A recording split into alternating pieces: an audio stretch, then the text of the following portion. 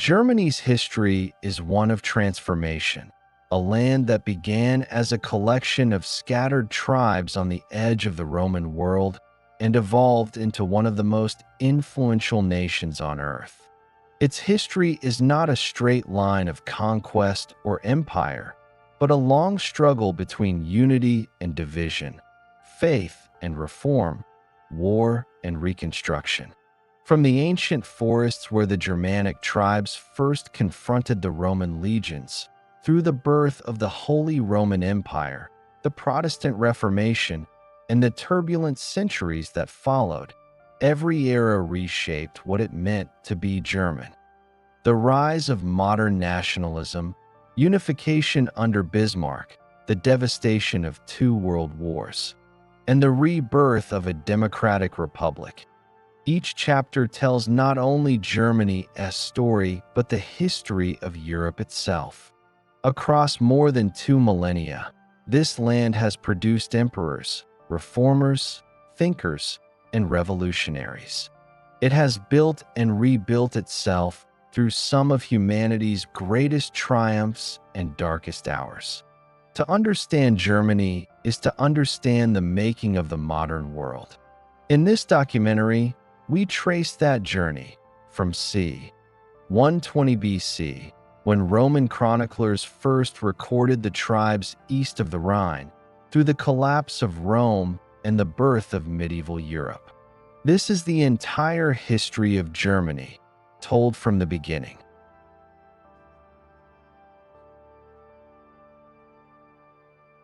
Around 120 BC, the lands that would later form Germany were not a single political or cultural unit. They were a mosaic of tribal societies scattered between the Rhine, the Elbe, and the Oder rivers. Classical writers first recorded their existence when Roman observers, especially Julius Caesar and later Tacitus, encountered these communities and labeled them collectively as Germani. The term was a Roman construct, used to distinguish them from the Celts to the west and the Slavs further east. By the 2nd century BC, Germanic tribes such as the Cimbri and the Teutons began moving southward, threatening Roman territory. Their incursions into Gaul and northern Italy between 113 BC and 101 BC culminated in major Roman defeats until the general Gaius Marius reorganized the Roman army and stopped them. These migrations marked the first significant appearance of Germanic peoples in written history. Over the next century, Germanic tribes developed distinct identities. The Suebi, led by Ariovistus, expanded into Gaul by the mid-1st century BC. Caesar's campaigns in Gaul between 58 and 50 BC brought him into direct conflict with these tribes. In 58 BC, he defeated Ariovistus near the Upper Rhine, halting the Suebi advance and establishing Roman dominance along that frontier. Yet the Germanic world remained beyond Rome's stable control. It was a shifting zone of contact, commerce, and occasional war. After Caesar's death, Rome sought to extend its frontier east of the Rhine. Under Augustus, Roman armies under Drusus and Tiberius advanced into Germania between 12 BC and 9 AD. They established forts and administrative centers as far as the Elbe River. However, in 9 AD, the Roman effort collapsed with the catastrophic defeat at the Battle of the Teutoburg Forest. There, Arminius, a Cheruscan chieftain who had been trained in Roman service, united several tribes and ambushed 3 Roman legions under Publius Quinctilius Varus. The annihilation of roughly 20,000 soldiers shattered Roman ambitions beyond the Rhine. After Teutoburg, Rome consolidated a defensive frontier, the Limes Germanicus, stretching from the North Sea to the Danube. Over the following centuries, the Rhine and Danube rivers formed the cultural and military boundary between the Latin world and the Germanic world. Trade and diplomacy persisted. Roman goods reached deep into tribal territory, influencing local elites who traded furs, amber, and slaves for wine, glassware, and weapons. By the 2nd century AD, Roman observers described major tribal confederations: the Alemanni in the southwest, the Franks near the lower Rhine, the Saxons in the north, and the Goths further east. These were not fixed ethnic groups, but shifting alliances responding to Roman pressure and internal competition. The Marcomanni Wars under Marcus Aurelius, 166 to 180 AD, reflected the increasing instability along the frontier. Plague and climate stress fueled migrations, and Roman attempts to stabilize the region met mixed results. In the 3rd century, the Roman Empire entered a crisis. Germanic incursions intensified. The Franks and Alemanni raided deep into Gaul and northern Italy. Yet, rather than conquest, these movements were mostly raids and resettlements driven by internal pressures. By the late 3rd and 4th centuries, the Roman state had adapted, granting foederati status to some Germanic groups, allowing them to settle within imperial borders in exchange for military service. The 4th century brought a new force, the Goths. Originally from the Vistula region, they had migrated south and divided into the Visigoths and Ostrogoths. The arrival of the Huns in 375 AD pushed the Goths westward, triggering the migration period that transformed Europe. In 376 AD, the Visigoths crossed the Danube seeking refuge within the Roman Empire. Mismanagement and exploitation by Roman officials led to revolt, culminating in the Battle of Adrianople in 378 AD, where Emperor Valens was killed and the Eastern Roman army crushed. The western provinces soon followed a similar trajectory. The early 5th century saw waves of migrations through Roman territory. Vandals, Suebi, and Alans crossed the Rhine in 406 AD. The Roman administration collapsed across much of Gaul and Spain. Meanwhile, the Franks and Alemanni expanded their foothold along the Rhine frontier. By 410 AD, Alaric's Visigoths had sacked Rome itself, a symbolic end to centuries of Roman supremacy. In what is now Germany, Roman influence retreated to the west bank of the Rhine. Cities like Cologne, Trier, and Mainz remained Romanized enclaves even as Germanic powers rose around them. The Franks gradually consolidated in northern Gaul and along the Rhine, while the Alemanni dominated the upper Rhine and Danube valleys. The collapse of Roman authority opened the path for these tribal societies to form stable kingdoms. By 476 AD, the deposition of Romulus Augustulus, the last Western Roman emperor, marked the formal end of Roman rule in the West. The new rulers of former Roman territories were overwhelmingly Germanic: the Visigoths in Spain, the Ostrogoths in Italy, and the Franks in Gaul. The territory corresponding to modern Germany remained fragmented among tribes: Franks, Saxons, Thuringians, Bavarians, and Alemanni. Yet these would soon form the foundation of the early medieval German world. After the collapse of the Western Roman Empire in 476 AD, the territories that would one day form Germany stood at the edge of two worlds, and Roman institutions dissolved. Still, their traces lingered in the fortified cities, the roads, and the Christian dioceses scattered along the Rhine and Danube. Power passed to Germanic tribes that had once served as Rome's allies or enemies. They now carved new kingdoms out of the empire's ruins. Among these emerging powers, the Franks proved the most cohesive. Their lands stretched across what is now Belgium, Western Germany, and northern France. Under Clovis I, who ruled from roughly 481 to 511 AD, the Franks began transforming from a loose confederation into a centralized monarchy. Clovis defeated rival tribes, the Alemanni, the Thuringians, and the Visigoths, and established his capital at Soissons.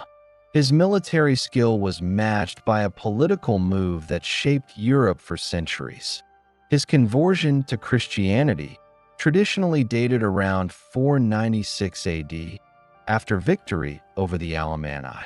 Unlike most other Germanic rulers who followed Arian Christianity, Clovis accepted Nicene, Catholic, Christianity, aligning his realm with the Roman Church. The clergy and Latin-speaking elites of former Roman Gaul now saw the Franks not as conquerors, but as restorers of order.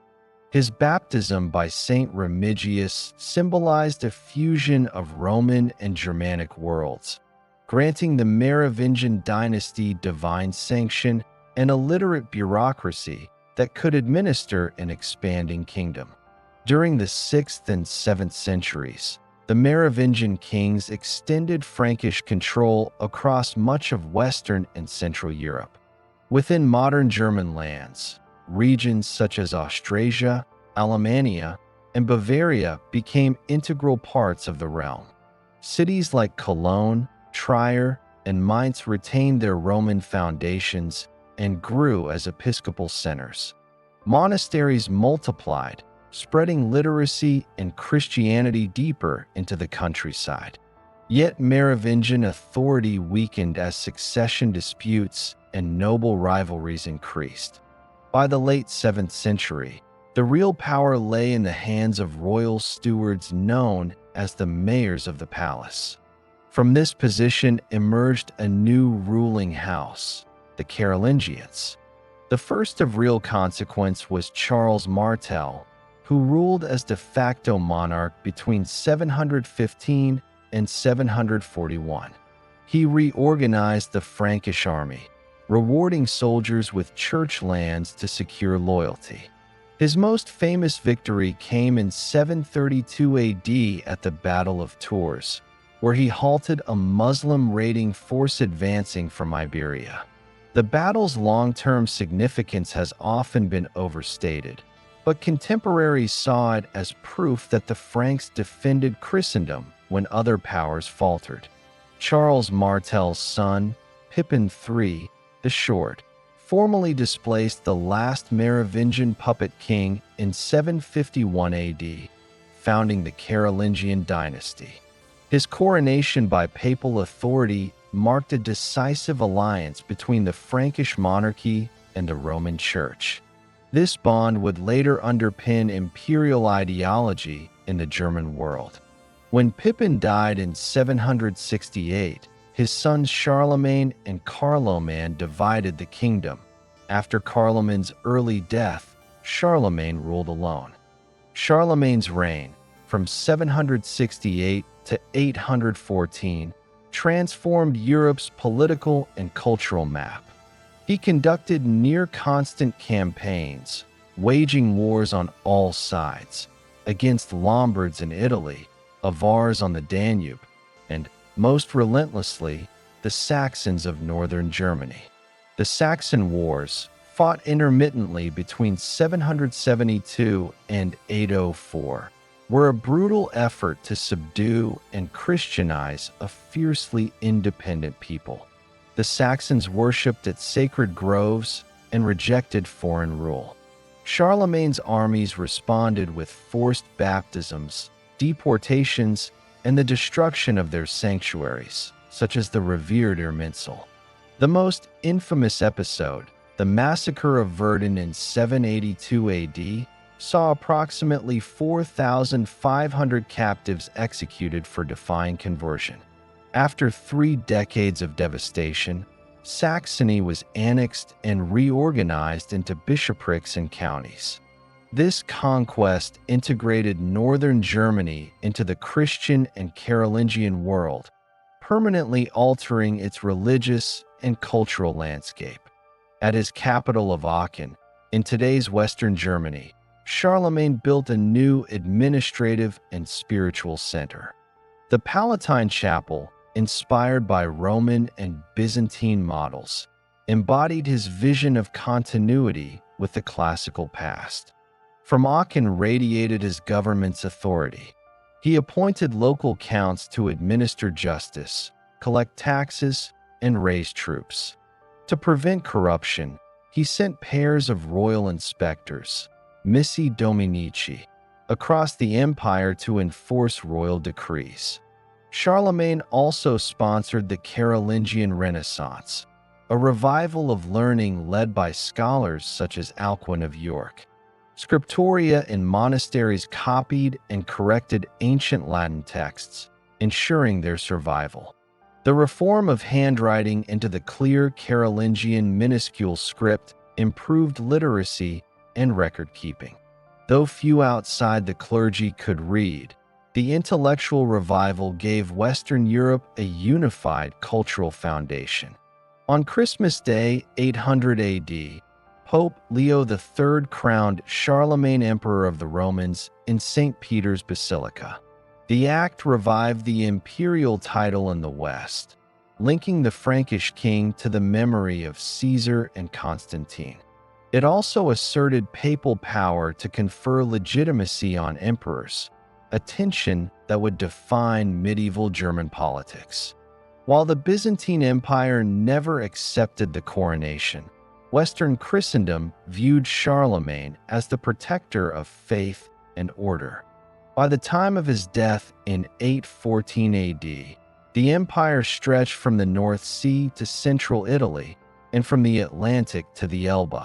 Yet the vast realm depended on personal loyalty, not a bureaucracy strong enough to outlast its ruler.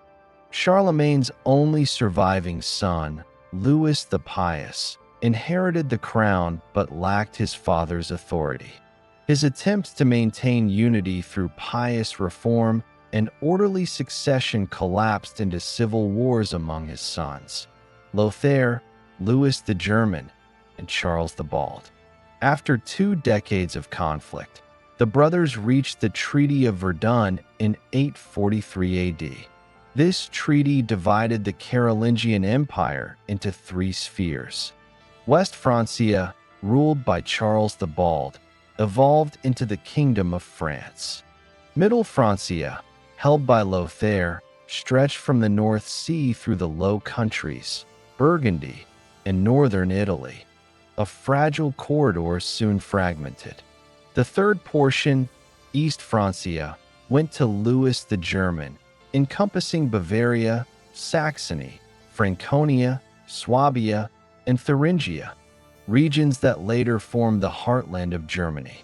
Within East Francia, political power remained decentralized. Local dukes and bishops governed their territories semi-independently. The church retained vast lands, serving both as a moral authority and an administrative network. Latin remained the language of the clergy, while everyday speech developed into regional dialects. Early forms of Old High German, Old Saxon, and Old Bavarian. Economically, the 9th century saw a modest recovery. Agricultural estates attached to monasteries and noble courts expanded production. River trade linked the Rhine, Main, and Danube basins, reviving commerce between northern and southern Europe. Yet Viking raids on the North Sea coast and Magyar incursions in the east reminded rulers of the empire's vulnerability. Culturally, East Francia began forming its own identity distinct from both Rome and France. The people considered themselves heirs of the Christian Roman Empire, but with a northern character, rooted in warrior traditions, local loyalties, and Christian kingship. The idea of a divinely ordained ruler responsible for both the temporal and spiritual welfare of his people endured. This ideology later provided the foundation for the medieval concept of the Holy Roman Emperor. By 843 AD, The outlines of Germany's future were visible, though far from unified. A patchwork of duchies, Bavaria, Saxony, Swabia, Franconia, recognized a common monarch but retained strong autonomy. The imperial ideal survived as a memory of Charlemagne's glory and a vision for rulers to come. Christianity had reached nearly all corners of the realm. Latin culture coexisted with local vernaculars, and the tension between unity and regionalism had become a defining feature of the German lands.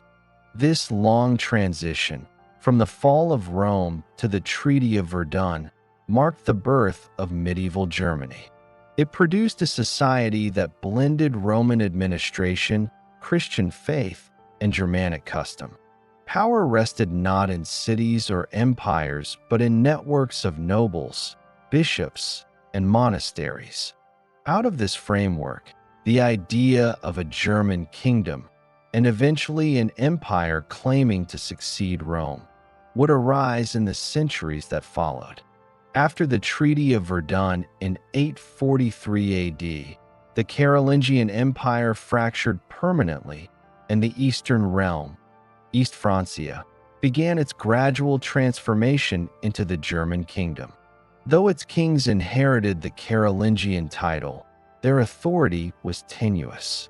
The empire's strength had depended on the personal rule of Charlemagne. Now, power rested in the hands of regional dukes who governed Bavaria, Saxony, Swabia, and Franconia almost independently. The 9th century opened with fragmentation and a foreign threat. Viking fleets raided the northern coast and river valleys, plundering Hamburg, Bremen, and Cologne. In the east, Magyar horsemen swept across the plains, devastating Bavaria and Thuringia. Slavic tribes pressed against the Elbe. Amid this chaos, the idea of kingship survived more as a unifying symbol than an effective government. Louis the German, ruler of East Francia from 843 to 876, maintained the Carolingian tradition but governed through compromise with the dukes and bishops. His successors, Charlemagne and Charles the Fat, struggled to preserve unity as invasions and noble rivalries multiplied. By 911 AD, the Carolingian line in Germany had died out with Louis the Child, leaving the nobles to elect their own king, a precedent that would shape German politics for centuries. In 911, the dukes chose Conrad I of Franconia, the first non-Carolingian ruler of East Francia. His reign, though brief and troubled, marked the beginning of an elective monarchy. He spent his rule battling powerful dukes who resisted royal interference. Before he died in 918, Conrad, realizing his weakness, urged his supporters to recognize Henry the Fowler, Duke of Saxony, as king.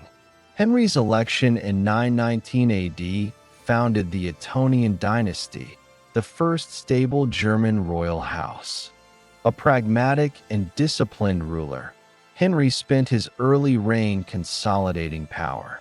He subdued the dukes of Bavaria, Swabia, and Franconia through diplomacy and limited warfare, binding them through marriage alliances. He also fortified border towns, burgs, to defend against Magyar raids. His policy of defensive settlement and trained militias produced the first coordinated German response to external threats. In 933, Henry defeated the Magyars at Riyadh, securing his realm's frontiers. He refused imperial coronation from the Pope, insisting his authority came from the German nobility, not Rome, a telling contrast with Charlemagne. When he died in 936, he had restored stability and laid the foundation for expansion. His son Otto I, crowned king in 936 at Aachen, extended and consolidated this power. Through calculated marriages and military victories, Otto united the duchies and brought the church under royal influence. His decisive moment came in 955 at the Battle of Lechfeld, near Augsburg, where his army annihilated the Magyar invaders, ending a generation of devastation. The victory elevated Otto's prestige across Europe.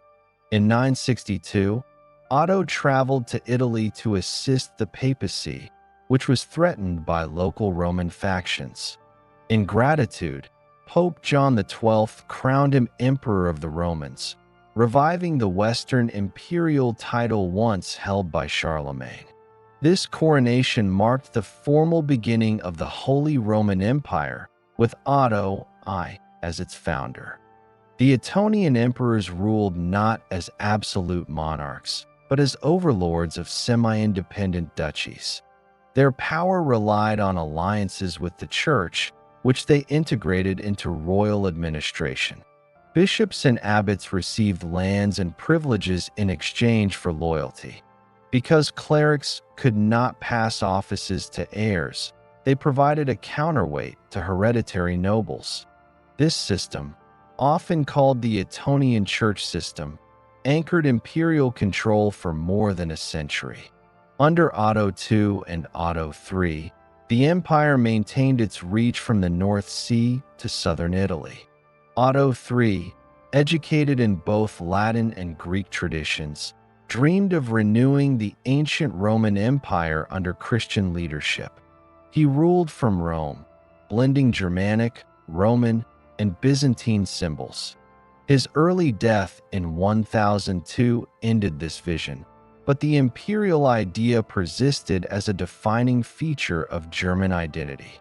His cousin and successor, Henry II, the last Ottonian ruler, focused on consolidating internal power rather than expansion. He strengthened the church, founded the bishopric of Bamberg, and was later canonized for his piety. When he died childless in 1024, the crown passed to Conrad II, founder of the Salian dynasty. The Salians expanded the empire's administrative reach. Conrad II asserted royal rights over imperial lands, codified feudal obligations, and brought Burgundy under imperial control. His son Henry III, 1039 to 1056, dominated European politics. Popes and princes alike recognized him as the leading Christian monarch. Yet after his death, the balance between emperor and church collapsed. Under Henry IV, 1056 to 1106, conflict erupted between secular and spiritual authority in the investiture controversy. For centuries, emperors had appointed bishops and abbots, but reforming popes, beginning with Gregory VII, claimed this power for the church. When Henry refused to yield, Gregory excommunicated him.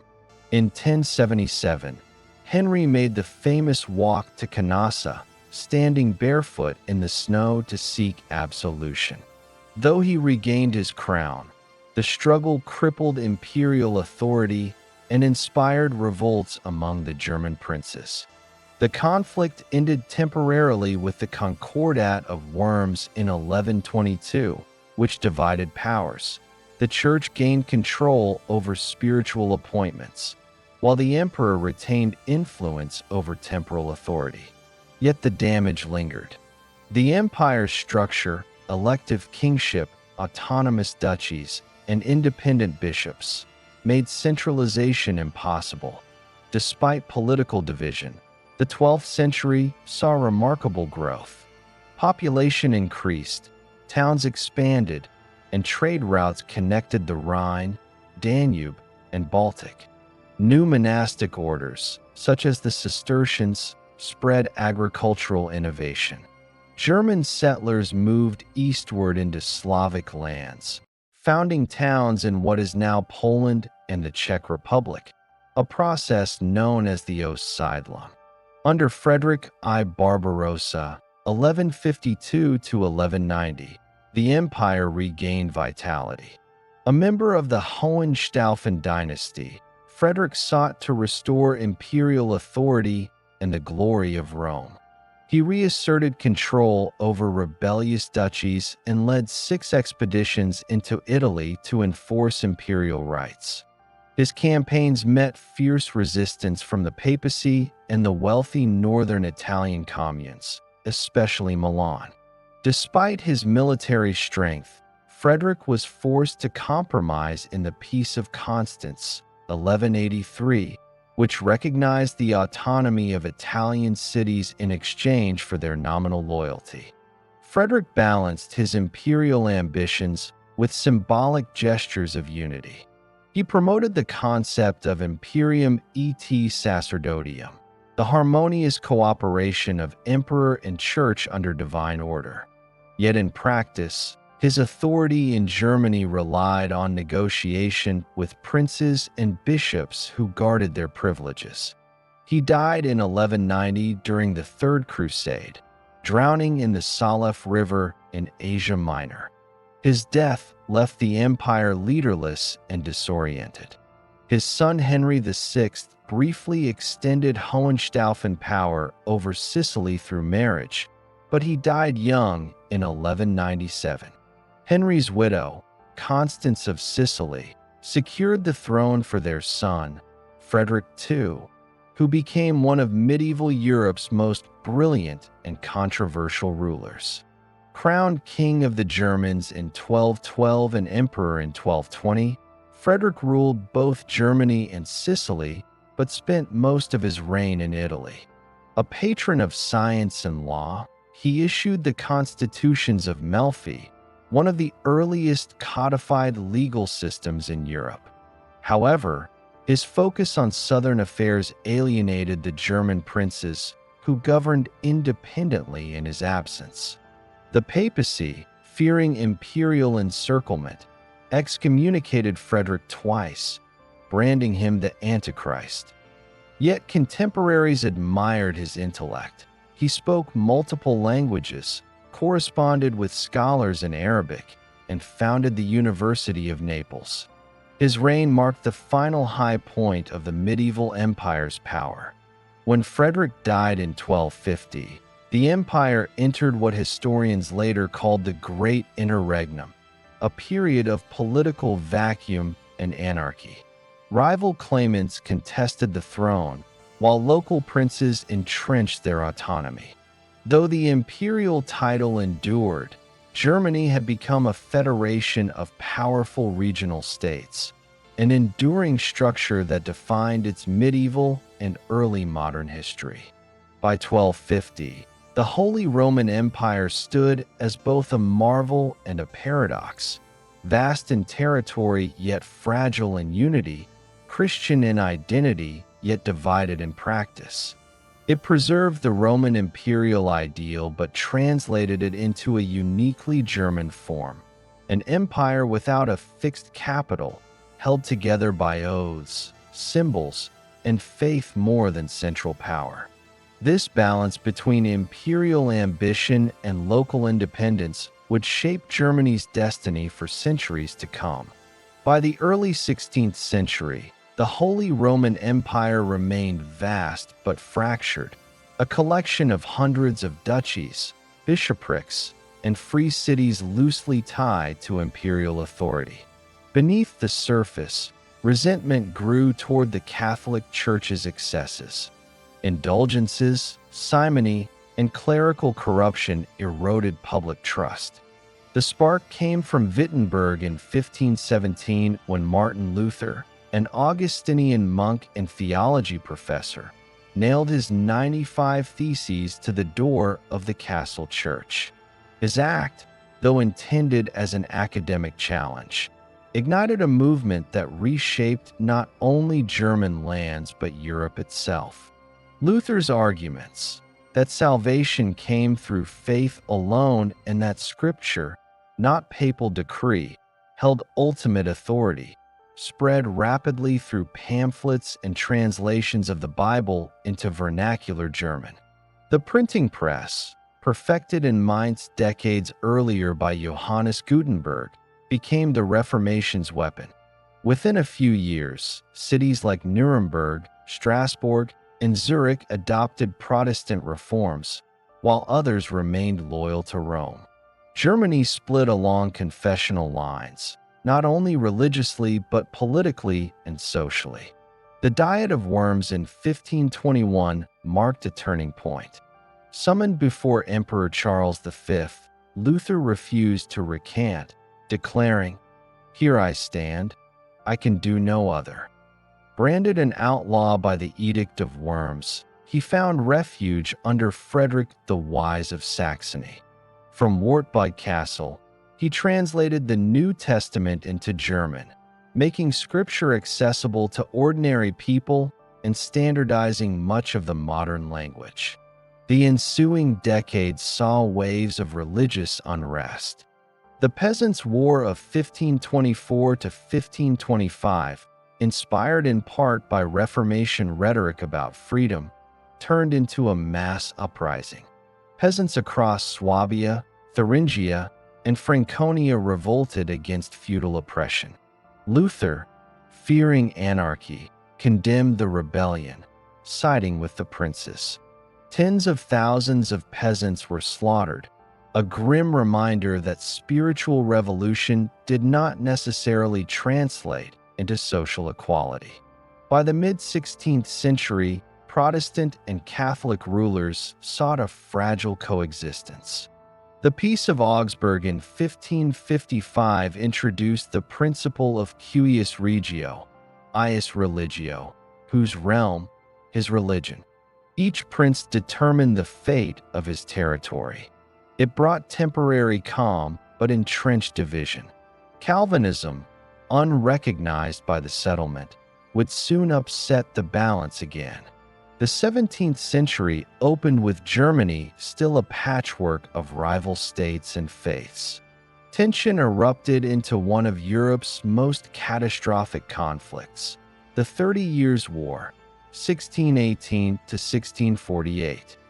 What began as a local Bohemian revolt against the Catholic Habsburg Emperor escalated into a continent-wide struggle involving Spain, France, Sweden, and Denmark. The war ravaged the German lands. Armies pillaged towns, burned villages, and starved populations. The conflict began in 1618 when Protestant nobles in Prague defenestrated two imperial envoys, the infamous defenestration of Prague. The Habsburg response was swift and brutal, crushing the rebellion at White Mountain in 1620. Yet foreign powers intervened. Sweden under Gustavus Adolphus entered the war in 1630, transforming it into a broader battle for European dominance. The Swedish king, hailed as a Protestant hero, died in 1632 at Lutzen, but his campaigns devastated much of central Germany. The war blurred the lines between religion and politics.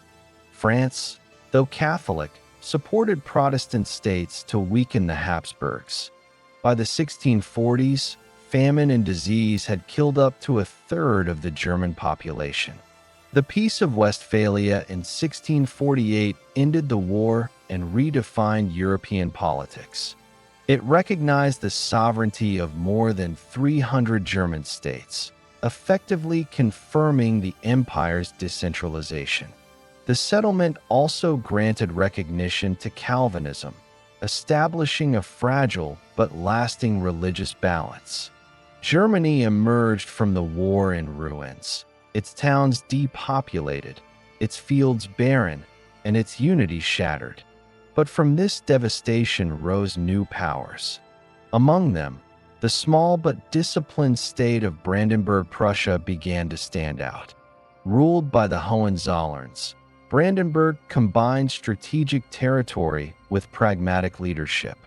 Elector Frederick William, known as the Great Elector, R. 1640 to 1688, reformed the army, centralized administration, and attracted skilled refugees such as the French Huguenots, expelled from France in 1685. His reign laid the foundations for Prussian strength. While the Holy Roman Empire lingered in name, real power shifted toward these rising regional states. Austria under the Habsburgs became dominant in the south and east, while Prussia expanded in the north. The empire's emperors, mostly Habsburgs, ruled from Vienna but exercised limited authority beyond their hereditary lands. The 18th century dawned with Europe entering the age of absolutism. Monarchs centralized power, built standing armies, and reformed bureaucracy. In Prussia, Frederick William I, r. 1713 to 1740, known as the Soldier King, transformed his modest realm into a militarized state. His obsession with discipline and efficiency produced one of Europe's most formidable armies. Yet he also imposed frugality and strict order, earning both respect and resentment. By 1740, when his son Frederick II, later called Frederick the Great, ascended the throne, Prussia was ready to challenge Austria for leadership among German states. The balance of power within Germany, and indeed within Europe, was shifting. The long centuries of fragmentation and confessional warfare were giving way to an age of state-building and competition that would eventually define modern Germany. The Reformation had transformed not just religion, but the very structure of thought and governance across German lands. It loosened the Church's grip, expanded literacy, and nurtured the idea of individual conscience.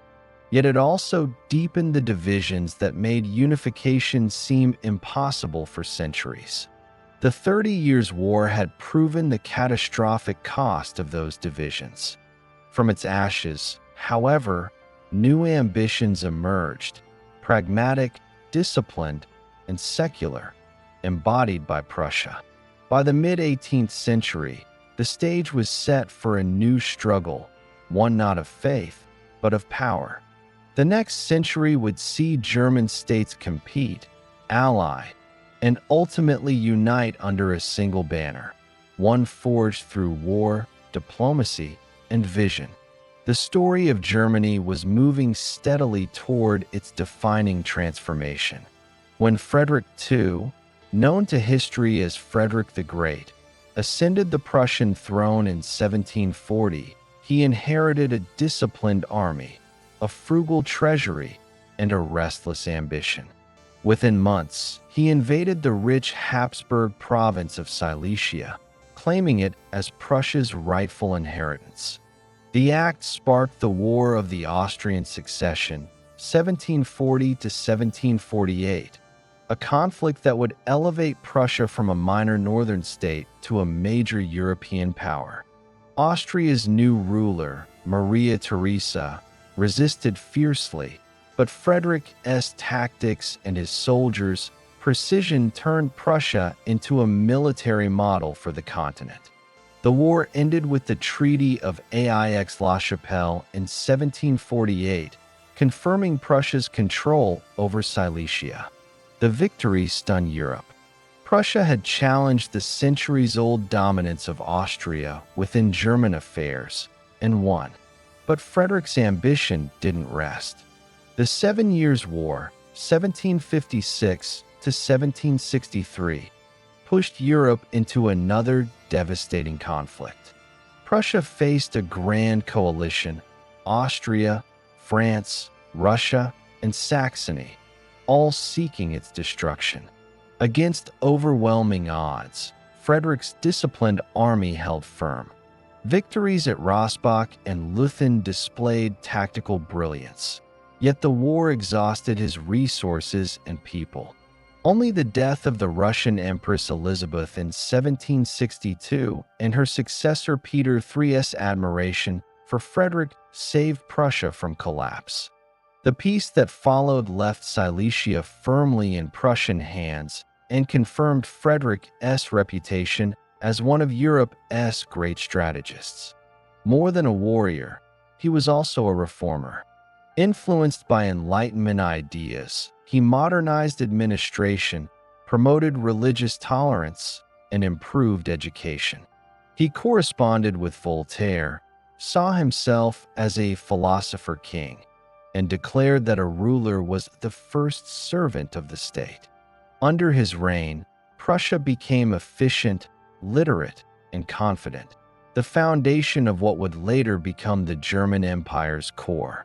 The rest of the Holy Roman Empire, however, remained fragmented and stagnant. Hundreds of principalities, ecclesiastical lands, and free cities continued to coexist uneasily. Imperial authority under the Habsburgs was largely ceremonial. Enlightenment thought and the industrial stirrings that began in Britain reached German lands slowly. Yet beneath the surface, a shift was coming, one that would soon dismantle centuries of imperial structure. The French Revolution in 1789 sent shockwaves across Europe. Monarchs watched in horror as the old order crumbled in France. Initially, German rulers reacted with repression, fearing revolution might spread across the Rhine. But as revolutionary France turned outward under Napoleon Bonaparte, German lands were drawn into the storm. By 1803, Napoleon's campaigns had reached the heart of the Holy Roman Empire. The Reichsdeputationsschutz, a vast reorganization, secularized most church territories and dissolved many small states. Over 300 political entities were reduced to fewer than 40. In 1806, Napoleon crushed the combined Prussian and Austrian forces at Austerlitz and Jena Auerstedt. The Holy Roman Empire, already hollow, finally ceased to exist when Emperor Francis II renounced the title. A millennium of imperial history ended in humiliation.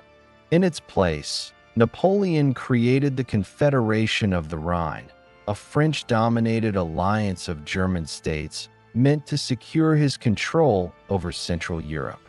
Prussia, reduced and humiliated, was forced into submission after 1806. The Treaty of Tilsit in 1807 stripped it of territory and pride.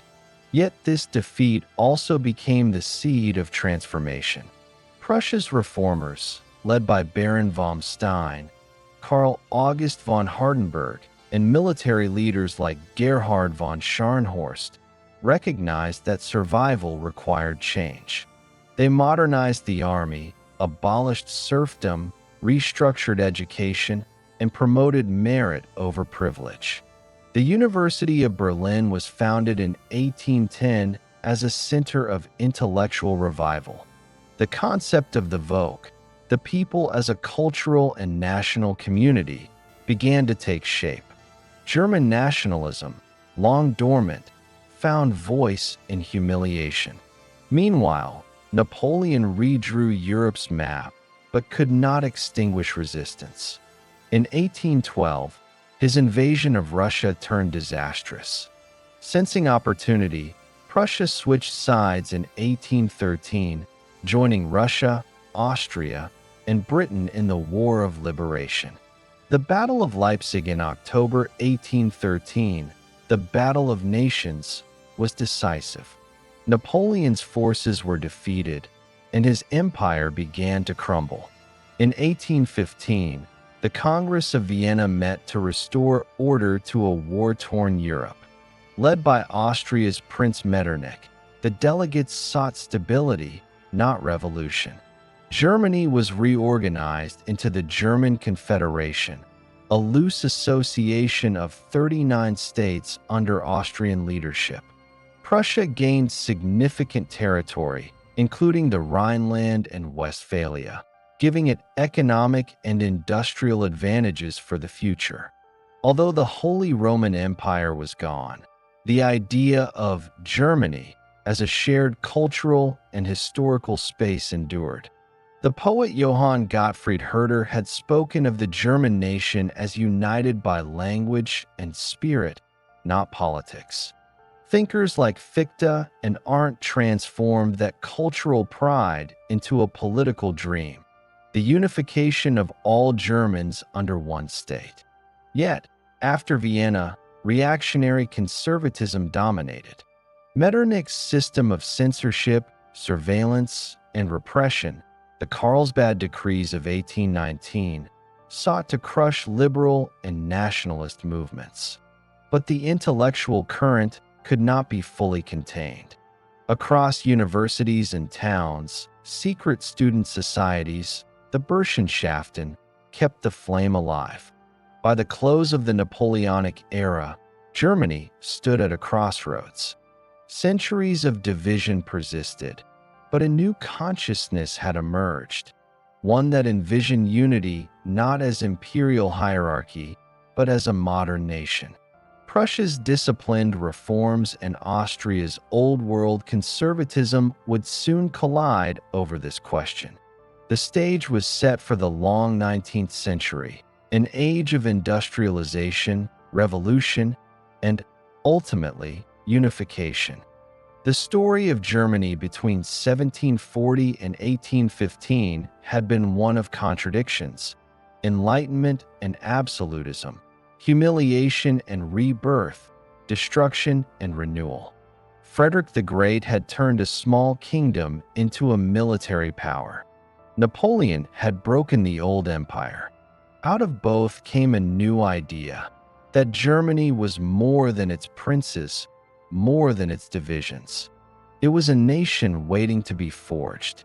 After the Congress of Vienna in 1815, the German Confederation of 39 states replaced the Holy Roman Empire. It was a compromise. Austria held the chair, Prussia gained land and influence, and the rest clung to local sovereignty. But the settlement preserved fragmentation. To Metternich and the conservative order, unity meant revolution. To many young Germans, it meant destiny. The post-Napoleonic decades brought deep tension between repression and reform. Across universities, liberal intellectuals gathered around the idea of Volksgeist, the spirit of the people. The Burschenschaften, student fraternities inspired by patriotic ideals, called for constitutional government and national unity. In 1817, at the Wartburg Festival, thousands celebrated Luther and German heroes, symbolically burning reactionary works. The government responded with the Carlsbad Decrees in 1819, banning nationalist groups, tightening censorship, and placing universities under surveillance. The dream of freedom went underground but never disappeared. Meanwhile, Prussia began quietly building the foundation of modern Germany, not through politics, but economics. In 1818, it established a customs union within its own lands. By 1834, the Zollverein, a larger German customs union, unified most states, except Austria, into a single economic market. Tariffs were removed, railways expanded, and industries flourished. The Zollverein achieved economically what diplomacy could not: integration. It also subtly positioned Prussia as the leader of German progress. Industrialization accelerated in the 1830s and 1840s. Coal mines in the Ruhr, steelworks in the Saar, and textile mills in Saxony turned provincial towns into industrial centers. Railways knit regions together and spread ideas faster than any army. Alongside material growth came social upheaval, urban poverty, labor unrest, and the first stirrings of socialism. The new industrial class demanded representation, while the working class demanded rights. Cultural life mirrored the turbulence. Poets and thinkers like Heine, Born, and the young Hegelians challenged the status quo. Romanticism, once idealistic, grew political. Music by Weber and early Wagner evoked mythic German identity, while philosophers such as Hegel argued that history moved through conflict toward freedom. The spirit of change was everywhere, and it erupted in 1848. That year, revolutions swept Europe. In the German states, liberal uprisings demanded constitutional rule, freedom of the press, and, above all, unification. Barricades rose in Berlin, Frankfurt, and Vienna. The Frankfurt Parliament convened to draft a liberal constitution for a united Germany. Delegates debated monarchy versus republic, Austria versus Prussia, but unity slipped through their fingers. When they offered the imperial crown to King Frederick William IV of Prussia, he refused, declaring he would not accept a crown from the gutter. Without military support, the revolution collapsed. Reaction triumphed. Still, the failures of 1848 did not erase the idea of unity. They clarified who would lead it. The middle classes had proved too idealistic. Power would pass to those who could impose order. That man was Otto von Bismarck. Bismarck, a Prussian junker born in 1815, entered politics as a staunch conservative but possessed unmatched pragmatism. Appointed minister-president in 1862 by King Wilhelm I, he promised to strengthen Prussia through blood and iron. His goal was clear: unify Germany under Prussian dominance, not liberal principles. He began by reforming the army and defying the liberal parliament's opposition. Then came a trilogy of calculated wars. The first, the Danish War of 1864, allied Prussia with Austria to seize Schleswig and Holstein, testing Prussian military modernization. The second, the Austro-Prussian War of 1866, settled the leadership question. In 7 weeks, Prussia's needle guns and railway logistics crushed Austria at Königgrätz. The victory expelled Austria from German affairs. The resulting Peace of Prague dissolved the old Confederation and replaced it with the North German Confederation under Prussian leadership. Bismarck gave it a constitution with a federal structure and an elected parliament, the Reichstag. It was a limited democracy under autocratic control, but it bound northern Germany together politically for the first time. The southern Catholic states, Bavaria, Württemberg, Baden, and Hesse-Darmstadt, remained outside but were economically tied. Bismarck knew sentiment would bring them in only through a common threat. That threat came from France. Emperor Napoleon III feared Prussia's rise and sought to curb it. In 1870, diplomatic tensions over the Spanish succession spiraled into war after Bismarck manipulated the EMS dispatch, making France appear the aggressor. The Franco-Prussian War united Germans in outrage. Southern states joined the northern cause. Prussian discipline and industrial might prove decisive. Victories at Sedan and Metz shattered the French armies. Napoleon III was captured, and Paris fell after a long siege. On January 18, 1871, in the Hall of Mirrors at Versailles, King Wilhelm I was proclaimed German Emperor, Kaiser. The German Empire was born, not from liberal revolution, but from military triumph and realpolitik. Bismarck's vision had prevailed, a conservative, Prussian-led nation forged through war and diplomacy. The empire unified 25 states under a federal constitution, with Prussia dominating both land and influence. Berlin became the capital. Bismarck served as chancellor, balancing monarchy, military, and parliament with ruthless skill. Industrial expansion surged. Railways, steel, and chemistry industries transformed Germany into a modern power. National pride soared, though so did authoritarianism and militarism. The unification of 1871 fulfilled centuries of longing but left contradictions unresolved. Germany was united, yet divided in spirit. Liberal ideals suppressed beneath imperial authority, Catholics and Protestants wary of each other, socialists rising amid inequality. Bismarck had created a state, not yet a nation of equals. Still, the transformation was staggering. In little more than half a century, Germany had moved from scattered principalities to an empire that rivaled Britain and France. The forces of industry, education, and organization unleashed within its borders would soon reshape Europe itself. By 1871, the long dream of German unity, born in song, refined in philosophy, and realized in war, had finally taken form. The question that remained was how this new empire would wield its power in the modern world. After January 1871, Germany stood transformed.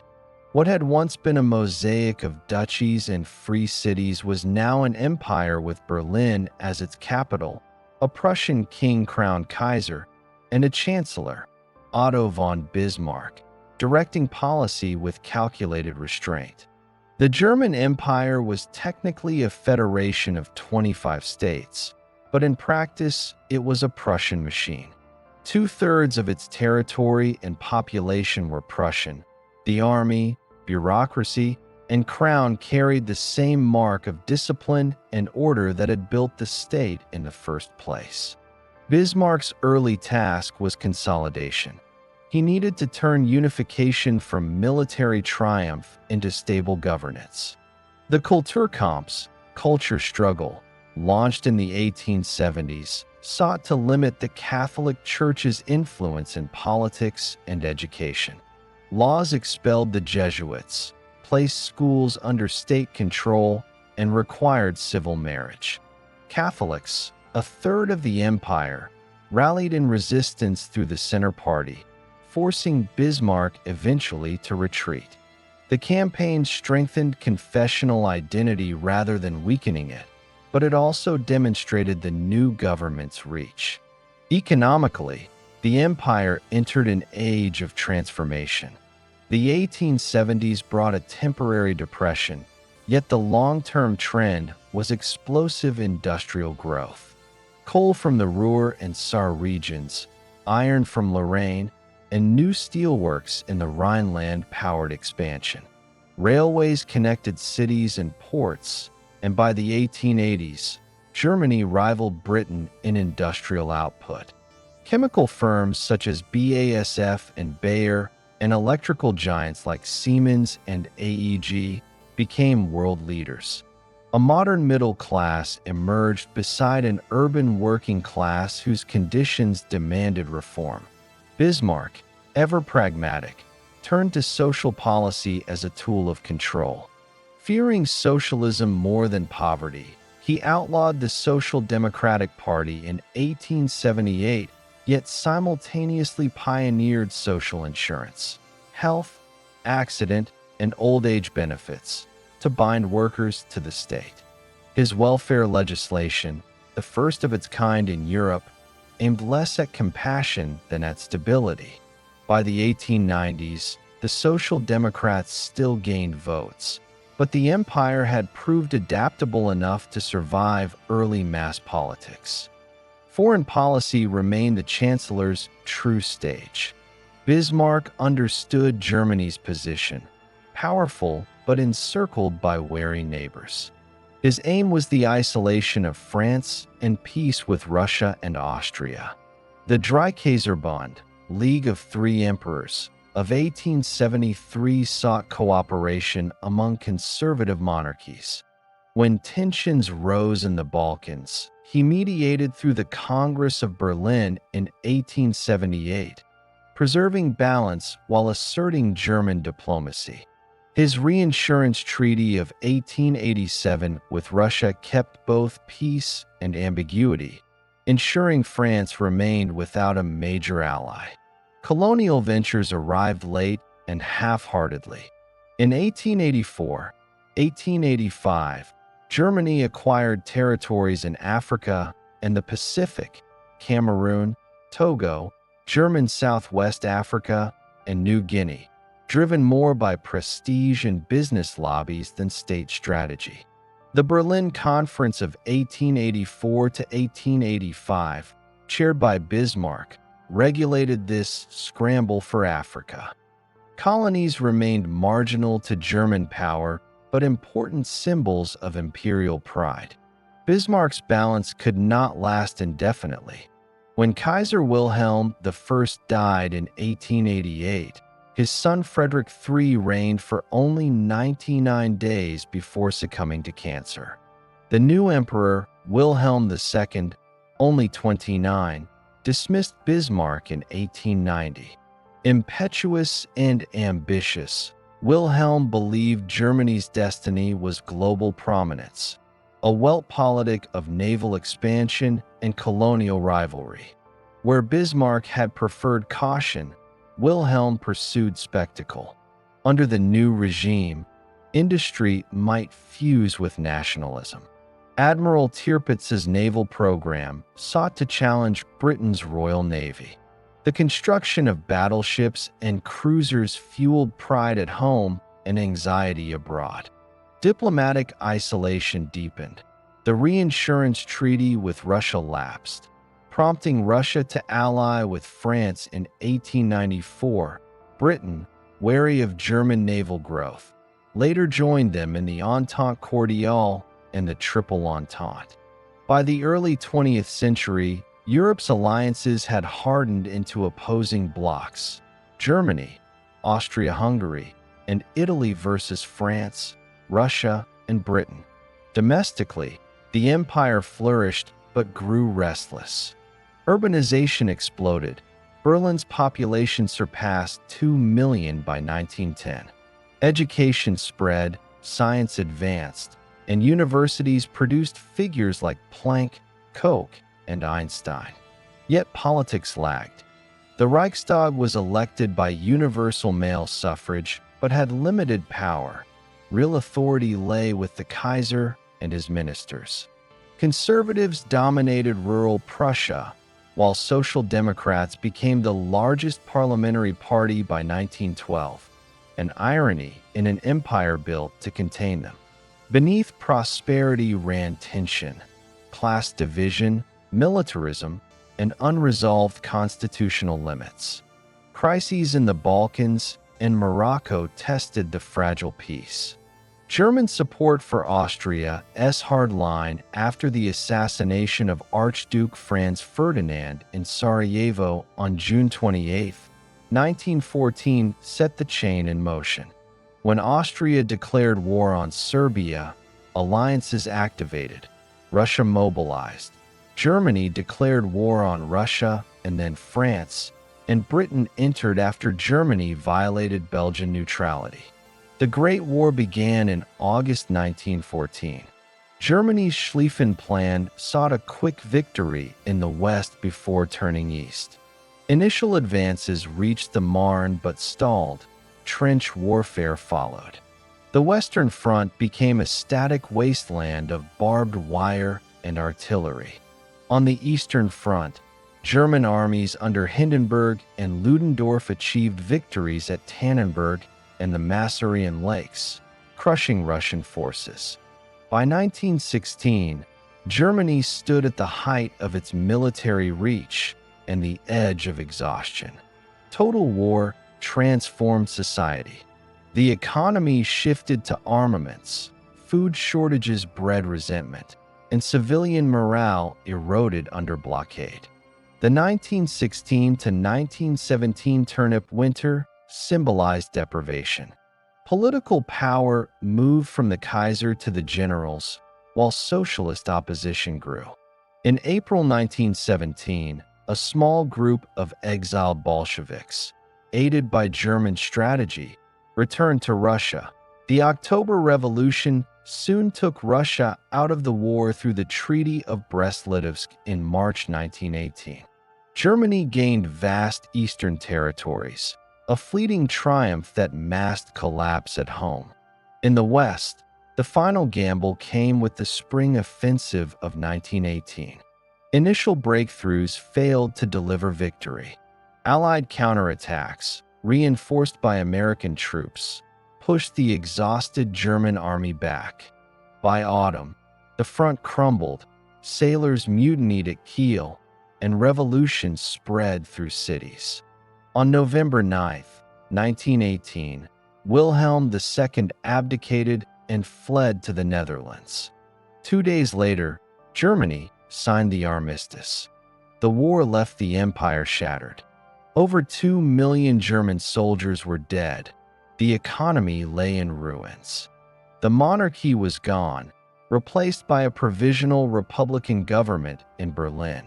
Bismarck's empire, the product of discipline, hierarchy, and ambition, had imploded under its own contradictions. The dream of power had turned to catastrophe. Yet within that collapse, another transformation began: the attempt to build democracy on the ruins of Imperial Germany. The next chapter, the Weimar Republic, would test whether the German nation, unified by blood and iron, could now survive by law and liberty. The German Empire collapsed in November 1918, not with conquest, but with exhaustion and revolution. In Kiel, sailors refused to sail on a final suicide mission. Their mutiny spread to cities across Germany. Workers' and soldiers' councils, inspired by Russian Soviets but more pragmatic, took control of factories and garrisons. The monarchy, brittle and isolated, crumbled. On November 9th, Chancellor Prince Max of Baden announced Kaiser Wilhelm II's abdication before the emperor himself had agreed. That same day, the Social Democrat Philipp Scheidmann proclaimed a republic from the Reichstag balcony. The new state, named after the city where its constitution was drafted, Weimar, emerged from chaos. It inherited defeat, hunger, and humiliation. On November 11th, 1918, Germany signed the armistice in a railway carriage at Kempten. Many Germans, especially veterans, saw it as betrayal, the stab in the back, myth that later poisoned public life. But the truth was simpler: the army had lost the war. In June 1919, the Treaty of Versailles formalized Germany's punishment. It stripped Germany of Alsace-Lorraine, colonies, and territory in the east, limited its army to 100,000 men, and demanded reparations so vast they seemed impossible. Article 231, the War Guilt Clause, placed sole responsibility for the war on Germany.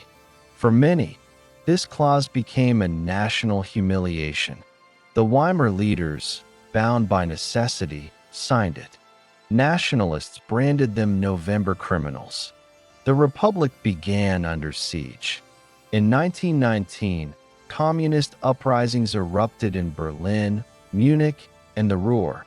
Right-wing paramilitaries, the Freikorps, crushed them with brutal efficiency.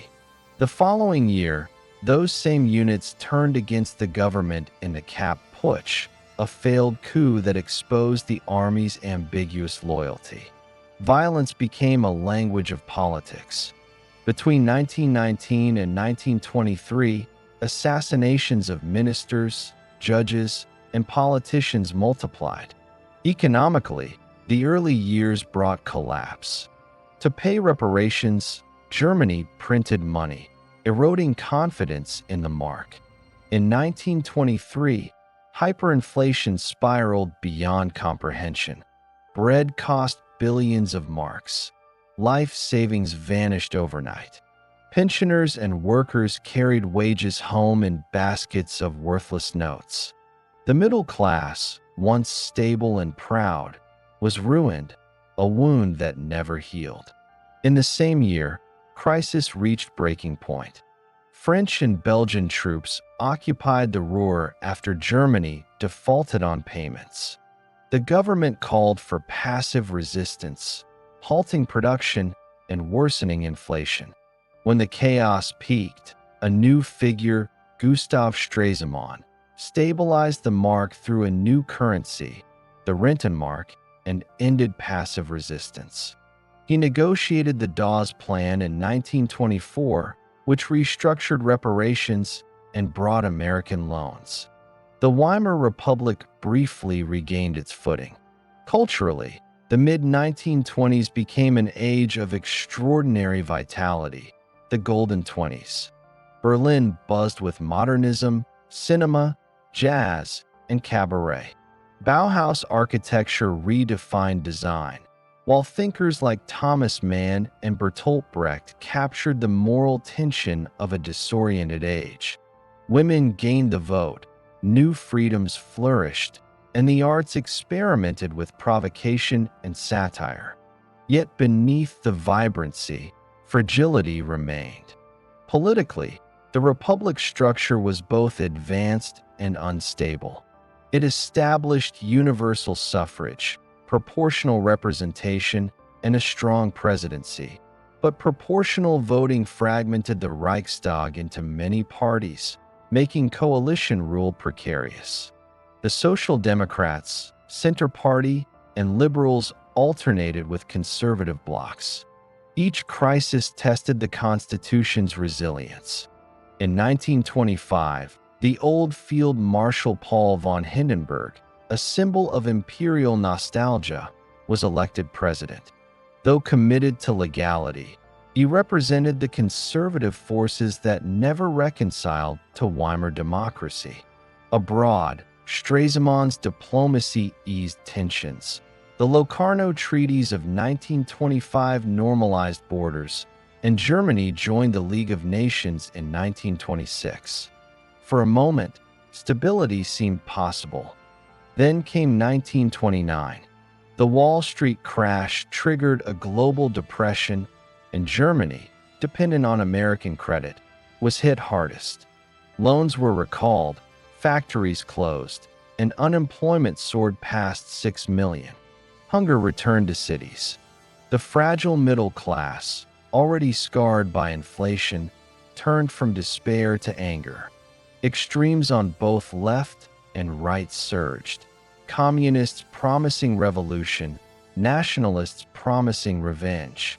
Amid this collapse, the National Socialist German Workers' Party, the Nazis, found their moment. Led by Adolf Hitler, a failed Austrian artist and veteran of the Great War, the party had been a fringe movement in the 1920s. After the failed beer hall putsch of 1923, Hitler served 9 months in prison, using the time to write Mein Kampf, a manifesto of racial hatred and expansionist ambition. His lesson from failure was clear: power must be taken legally before it can be wielded absolutely. In the early 1930s, Nazi propaganda turned despair into direction. It blamed democracy for weakness, Jews for economic ruin, and Versailles for humiliation. Hitler's speeches promised national rebirth. Ein Volk, ein Reich, ein Führer.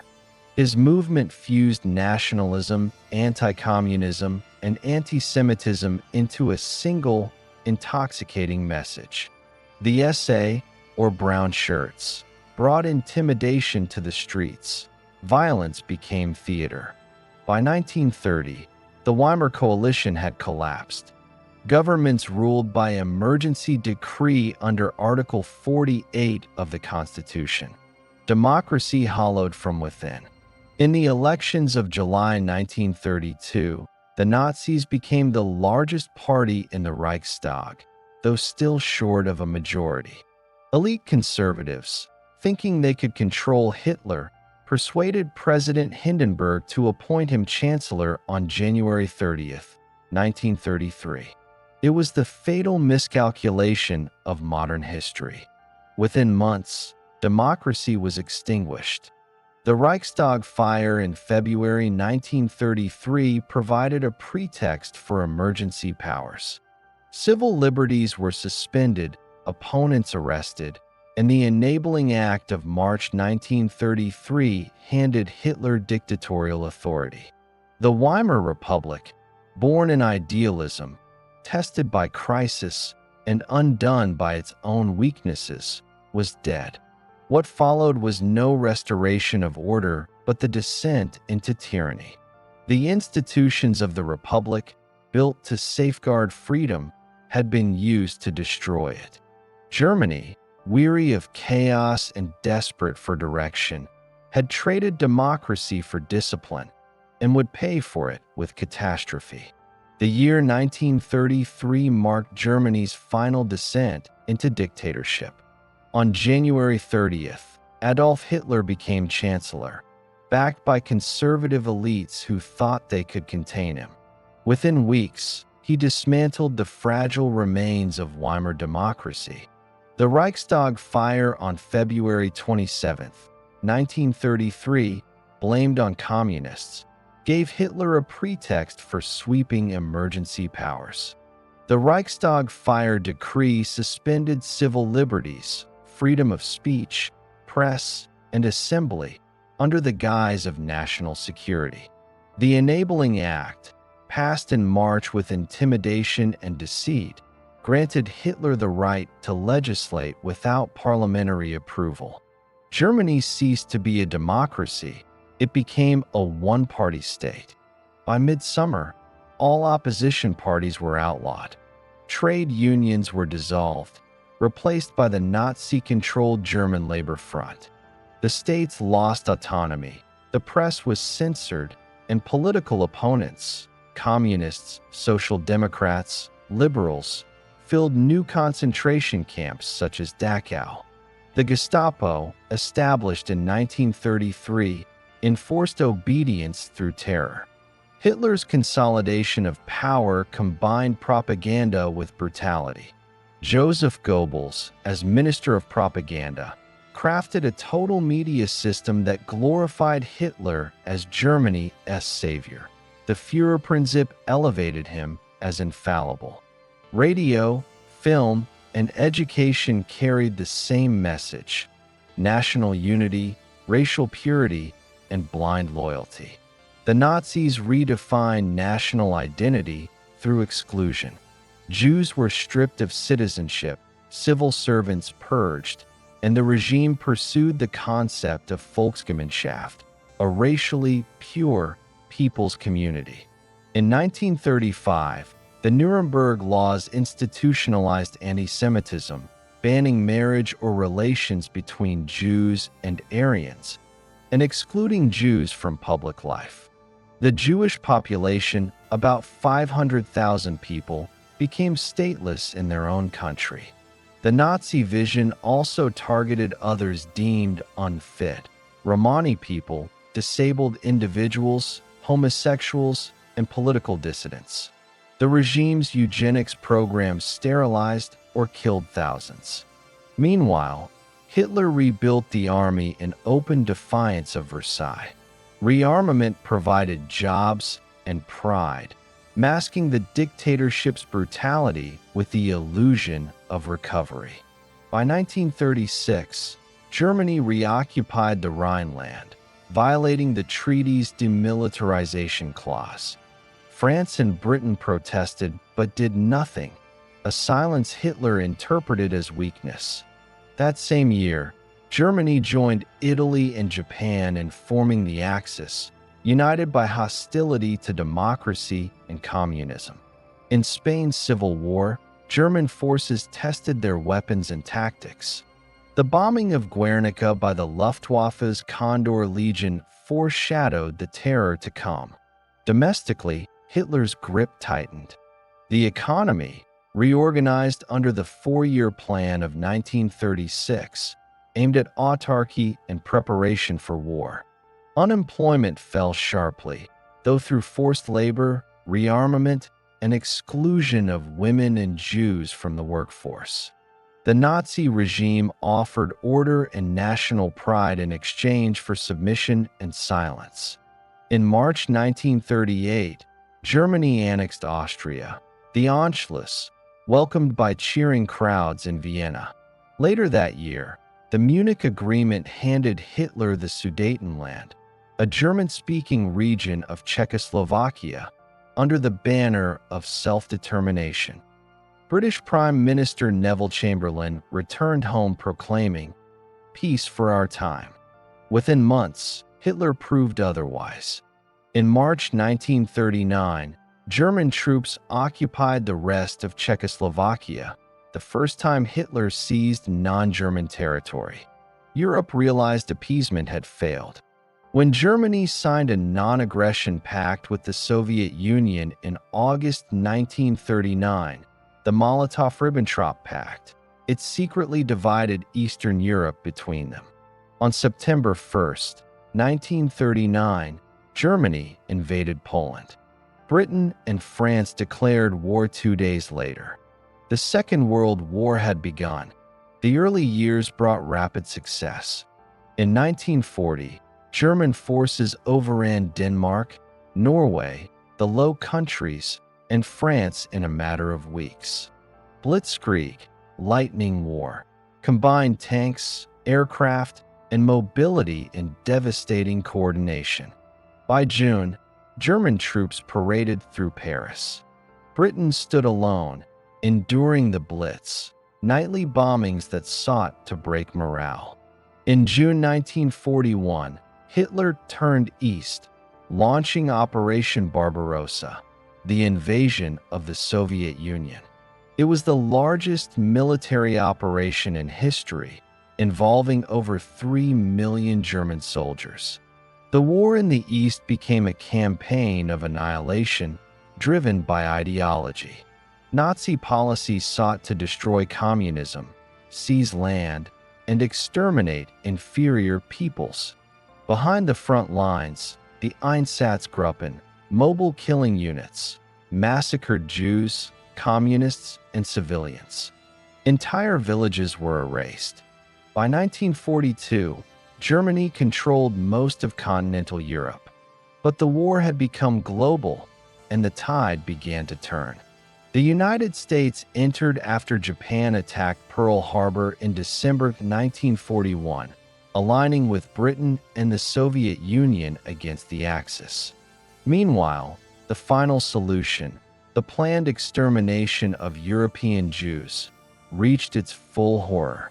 At the Wannsee Conference in January 1942, senior Nazis formalized genocide as state policy.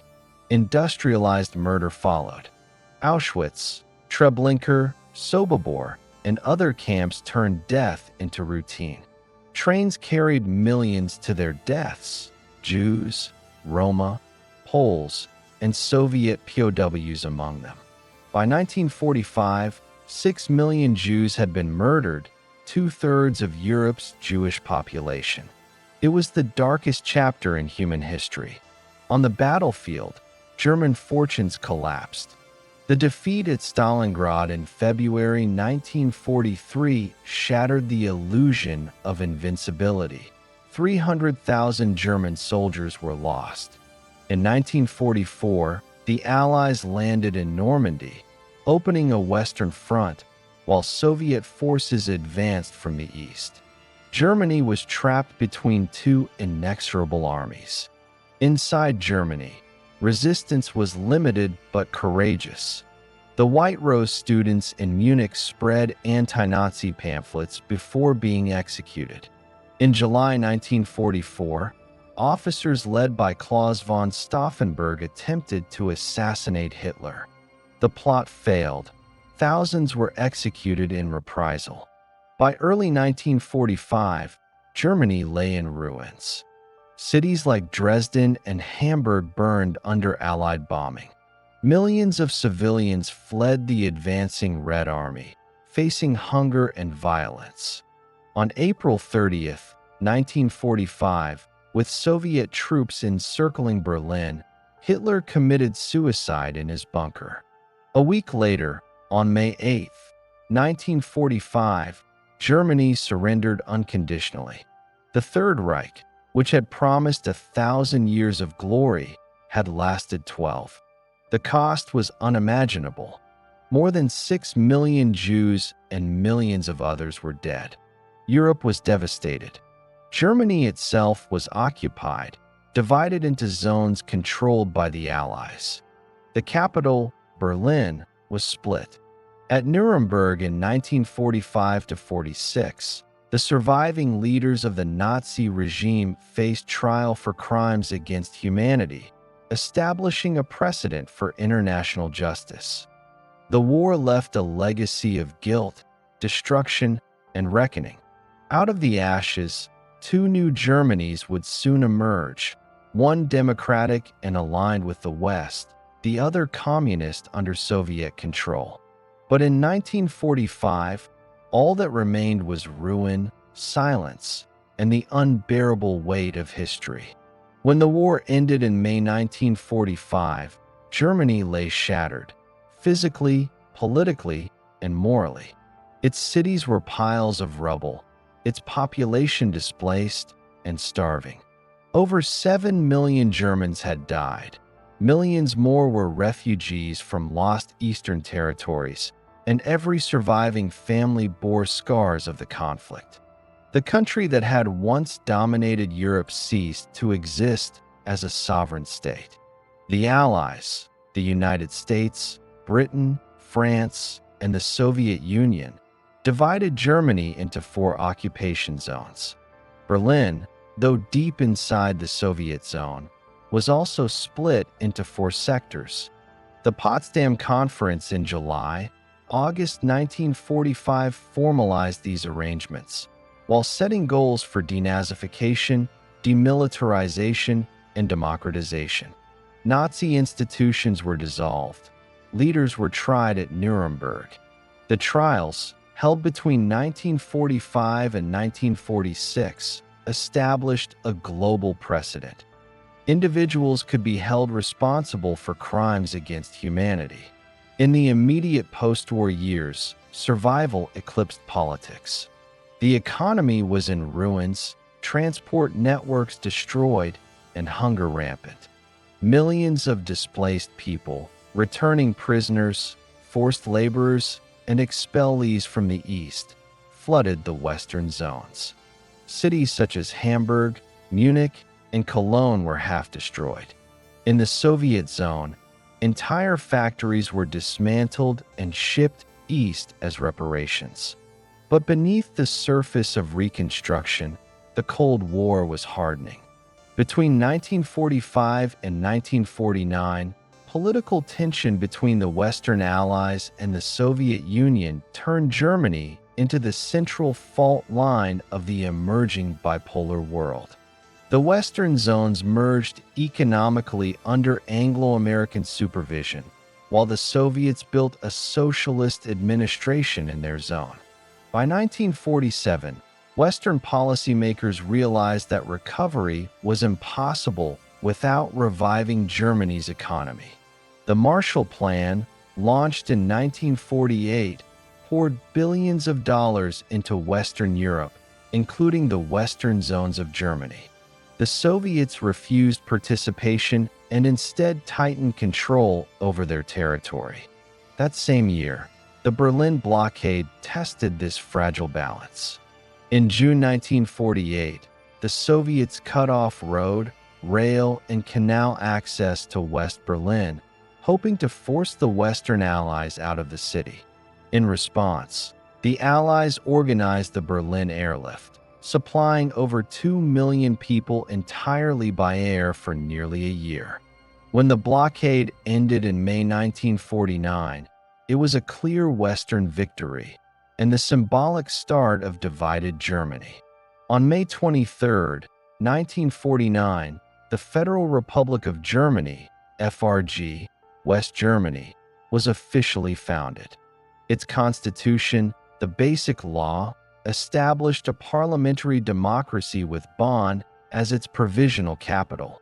The new state joined the Western Bloc under U.S. protection. Its first chancellor, Konrad Adenauer, prioritized integration with the West, NATO membership, cooperation with France, and entry into the European Economic Community. In response, the Soviets created the German Democratic Republic, GDR, East Germany, on October 7, 1949. Its capital was East Berlin, and its ruling party, the Socialist Unity Party, SED, dominated all aspects of life under Soviet guidance. The GDR followed the model of a centralized planned economy, nationalizing industry and collectivizing agriculture. Two Germanys now faced each other across an ideological frontier.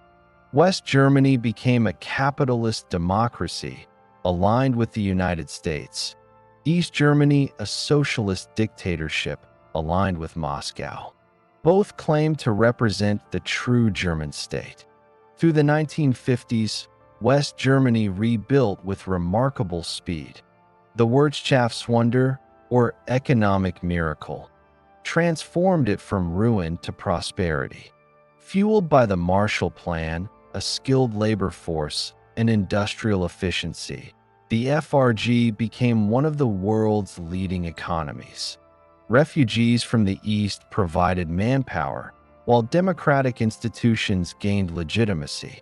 Adenauer anchored West Germany firmly in the West, but also sought reconciliation with Israel and its neighbors, recognizing the crimes of the Nazi era. In contrast, East Germany remained under strict state control. The GDR rebuilt heavy industry, but shortages and repression defined daily life. The Stasi, one of the most extensive secret police networks in history, monitored citizens relentlessly. Thousands fled to the west through Berlin, the last open escape route, until the East German government sealed it off. On August 13, 1961, construction began on the Berlin Wall. Concrete, barbed wire, and watchtowers cut through neighborhoods and families. Officially called the anti-fascist protective barrier, it was in truth a prison wall designed to stop immigration. Over the next 3 decades, more than 100 people were killed trying to cross it. The wall became the ultimate symbol of the Cold War, freedom and repression divided by concrete. Despite the barrier, both states developed distinct identities. West Germany democratized deeply, hosted American troops, and helped shape the new European order. East Germany claimed social equality and industrial strength, but its citizens lived under censorship and fear. The ideological competition extended to culture, sport, and education, each side portraying itself as the legitimate successor of German civilization. In 1969, Willy Brandt, West Germany's new chancellor, introduced Ostpolitik, a policy of outreach to the East. He sought reconciliation, recognizing the post-war borders and easing tensions with Poland and the Soviet bloc. Brandt's kneeling at the Warsaw Ghetto Memorial in 1970 became a powerful gesture of remorse and humanity. East-West relations improved modestly, and both German states joined the United Nations in 1973. Meanwhile, East Germany under Erich Honecker presented itself as a model socialist state. It achieved some economic stability and prided itself on social welfare and women's equality. Yet beneath the facade, dissatisfaction grew. Travel restrictions, shortages, and propaganda bred quiet resentment. By the 1980s, both Germanys were prosperous compared to much of Europe, but the divide felt unnatural. Families split, cultures mirrored. The cracks widened as Soviet power waned. In 1985, Mikhail Gorbachev introduced glasnost and perestroika, openness and reform, across the Soviet sphere. These changes inspired protest movements throughout Eastern Europe. In East Germany, citizens demanded freedom to travel and political reform. In September 1989, thousands fled through Hungary and Czechoslovakia when those countries opened their borders. Mass demonstrations erupted in Leipzig and other cities, chanting, "Wir sind das Volk," "We are the people." The regime wavered. On November 9, 1989, an East German official mistakenly announced that border crossings were opened immediately. Crowds surged to the Berlin Wall. Guards, unprepared, let them pass. That night, Berliners from both sides climbed the wall, cheering, crying, and chipping away at the concrete that had divided them for 28 years. The fall of the Berlin Wall was spontaneous, euphoric, and irreversible. In a few months, communist governments across Eastern Europe collapsed. East Germany disintegrated politically and economically, unable to sustain itself without Soviet backing. Reunification followed swiftly. On October 3, 1990, the German Democratic Republic formally acceded to the Federal Republic of Germany. Berlin became the united capital once again. The event marked the end of the Cold War and the rebirth of a single German state, democratic, sovereign, and integrated with Europe. Yet unity carried challenges. The East's economy collapsed almost overnight. Factories closed, unemployment soared, and social dislocation persisted for years. But the symbolism outweighed the hardship. Germany had regained what war and ideology had stolen: its wholeness. By 1990, Germany had moved through its darkest century: dictatorship, genocide, division, and redemption. The decades that followed would test whether unity could hold, and whether the lessons of history had truly been learned. On October 3, 1990, Germany officially reunited after 45 years of division. The moment was both triumph and test. The Cold War's end had restored sovereignty, but unity demanded rebuilding an entire nation, economically, politically, and psychologically. The collapse of East Germany left a vacuum. Industries obsolete, institutions dismantled, and millions uncertain about their future. The newly enlarged Federal Republic inherited not only territory, but also the responsibility of integrating two societies that had lived under different systems for decades. Helmut Kohl, West Germany's chancellor since 1982, became the first leader of a reunified Germany. He promised blossoming landscapes in the East, advocating rapid economic convergence through a one-to-one currency exchange between the West German Deutsche Mark and the East German Mark in July 1990. The intention was symbolic, parity between citizens, but it triggered deep economic strain. State-owned enterprises in the East collapsed under market competition. The Treuhandanstalt, the agency responsible for privatization, sold or closed thousands of factories. Millions lost jobs. Throughout the 1990s, Germany poured vast resources into reconstruction, over 2 trillion euros across 3 decades. New highways, housing, and infrastructure reshaped the East, yet unemployment and resentment persisted. The wall in the head, as sociologists called it, lingered. Many East Germans felt like second-class citizens in their own country. Still, the broader transformation succeeded. By the late 1990s, democratic institutions had taken firm root across all states, and Berlin resumed its role as the nation's capital in 1999, symbolically uniting past and present. In foreign policy, reunified Germany faced the challenge of redefining its place in Europe and the world. For decades, West Germany had anchored itself in NATO and the European community. The new Germany reaffirmed these commitments, determined to prove it had learned from its history. It played a leading role in shaping the European Union (EU), supporting monetary union and the creation of the euro, introduced in 1999. Germany became the EU's economic engine and one of its chief advocates for integration and stability. The 1990s also brought a reckoning with the past. Memorials to Holocaust victims were built, archives opened, and education reinforced remembrance as a civic duty. In 1998, Gerhard Schroeder, leader of the Social Democratic Party (SPD), became chancellor, ending 16 years of conservative rule.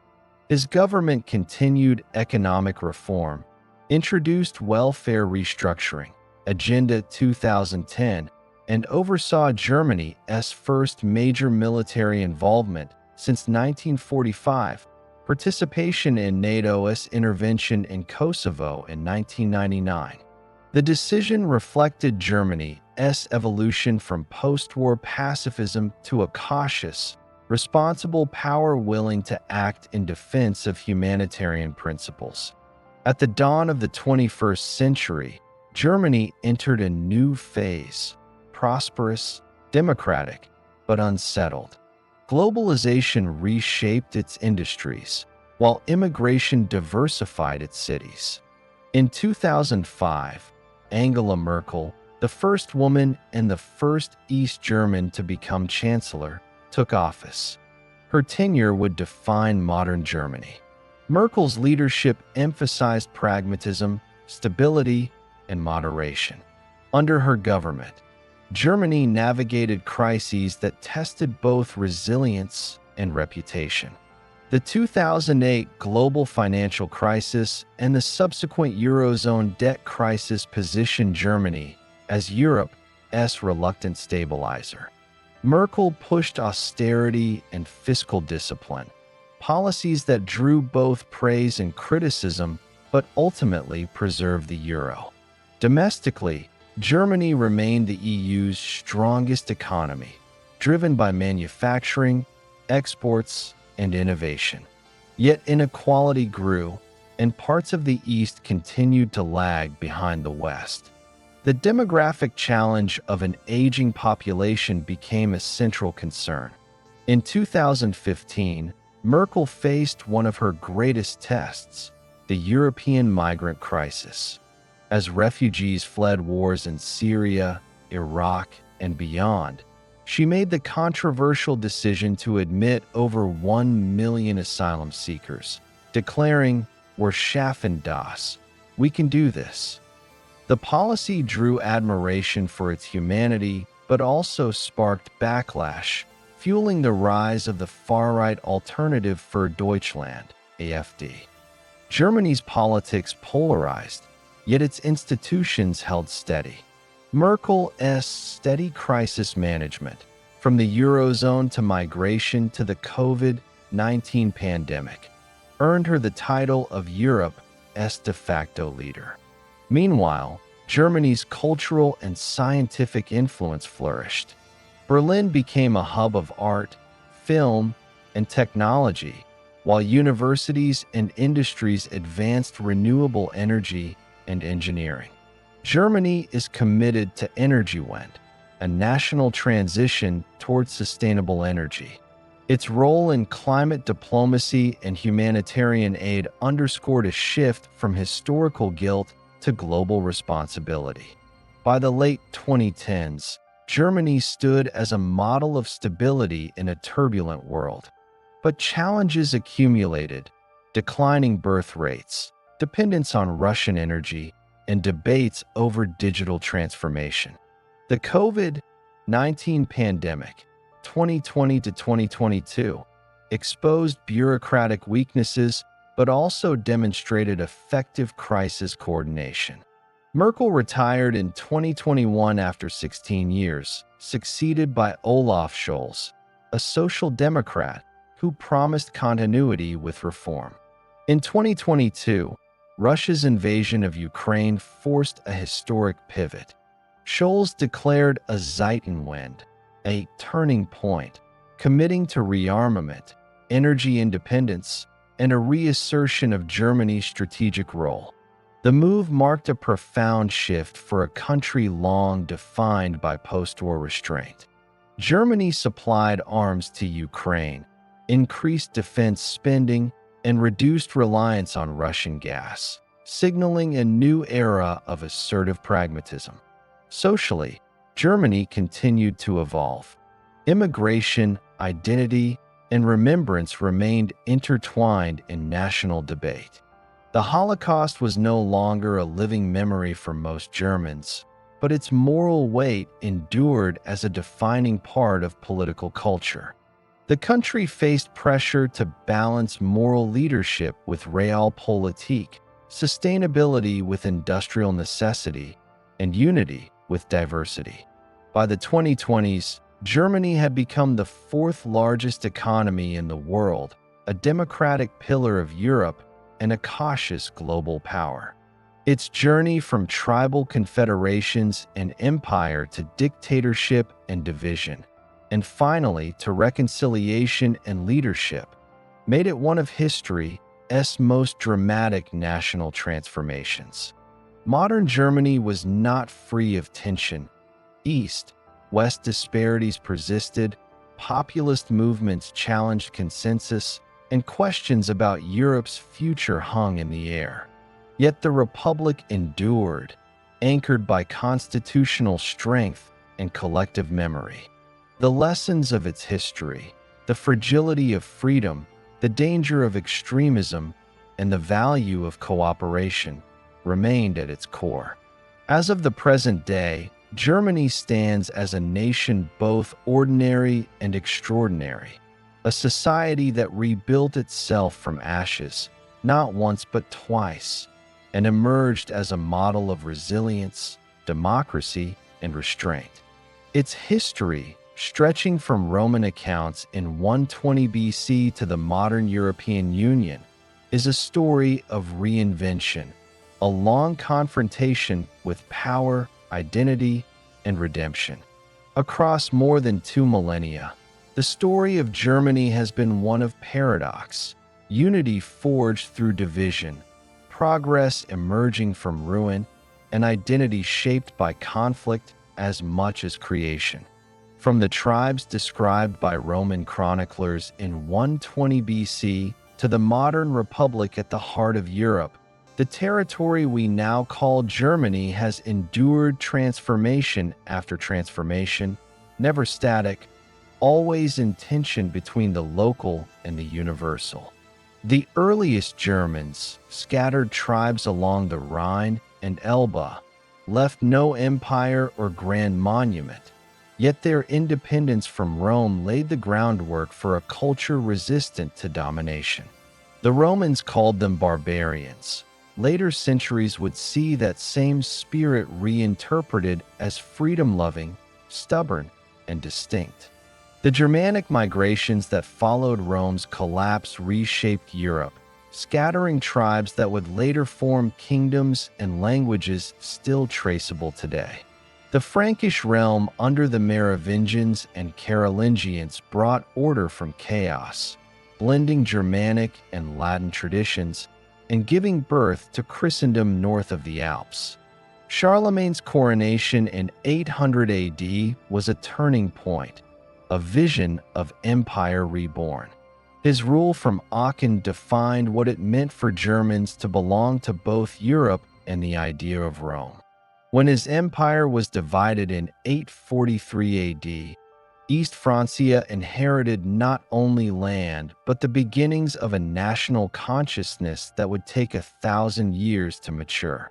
The Holy Roman Empire that emerged from this inheritance was neither holy nor Roman, nor an empire in the traditional sense. It was a confederation of princes, bishops, and free cities, a laboratory for medieval governance. Under the Ottonians, Salians, and Hohenstaufens, it became Europe's cultural and political backbone, a bridge between the Latin West and Slavic East.